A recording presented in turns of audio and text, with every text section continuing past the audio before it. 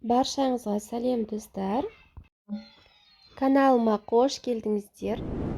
Бүгін сіздермен осындай езілмей жыртылмай пісетін мантының рецептісімен бөлісетін боламын. Менімен бірге соңына дейін болыңыздар. Ең алдымен таза ыдысымызға суымызды құйып аламыз. Одан соң бір жұмыртқамызды қосамыз.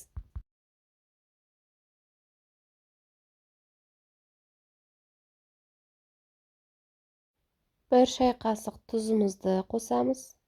Бір ас қасық сұйық майымызды қосып, барлығын жақсылап араластырамыз.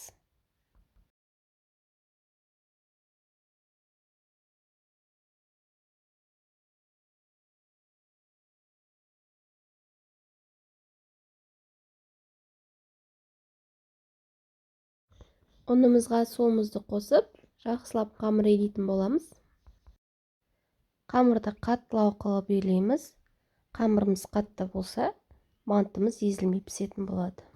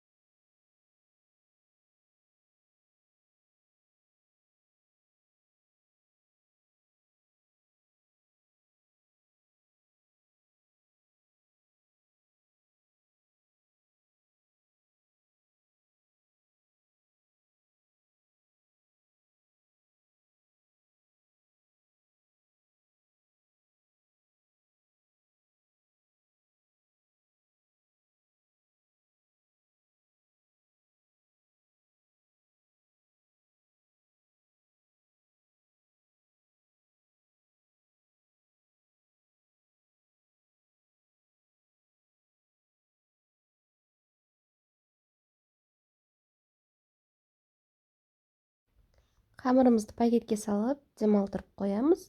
Оған дейін салмасын дайындайтын боламыз. Салмасына мен картоп қосатын боламын. Жақсылап төрт бұрыштап, кішкентай кубик қылып тура боламыз.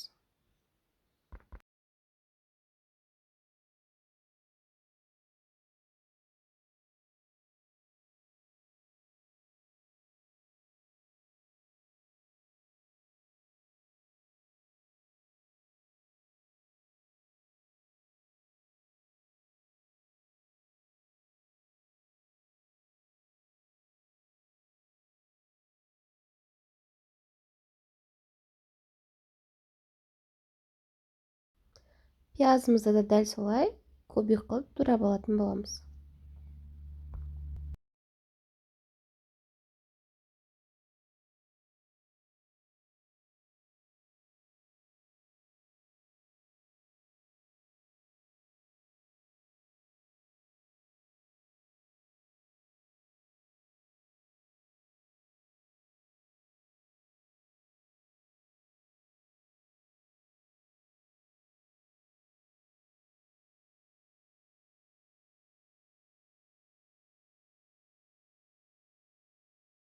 Үстіне тартылған етімізді саламыз.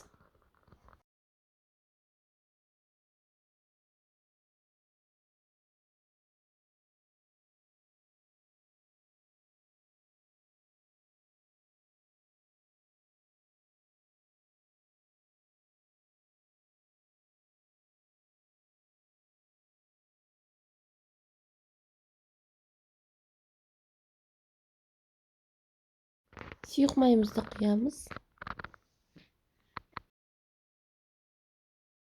Су қосамыз.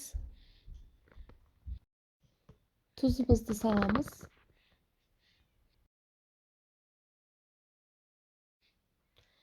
Қара бұрышымызды қосамыз.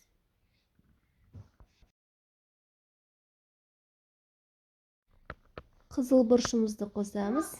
Бәрін жақсылап араластыратын боламыз.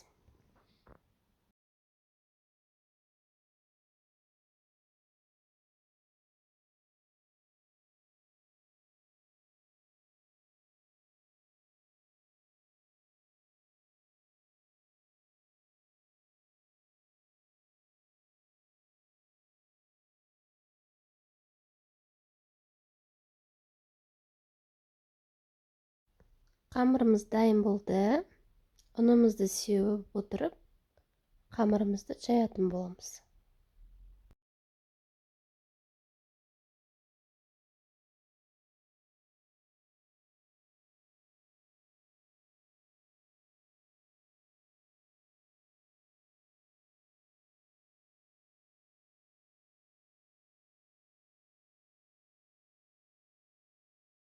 Қамырымызды жайып алдық. Міне дәл осылай видеода көрсетілгендей етіп кесіп аламыз. Барлығын біркелкі етіп. Қамырымызды қатты жұқа етпей, қатты қалың қылмай, орташа қылып жаятын боламыз.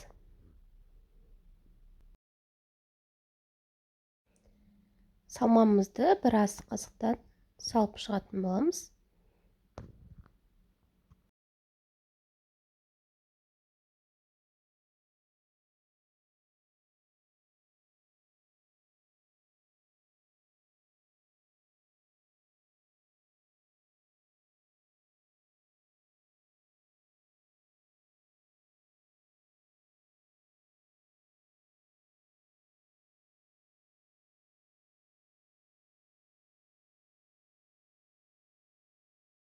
Мантыларымызды түйіп алып, листімізді майлап, жақсылап орналастыратын боламыз.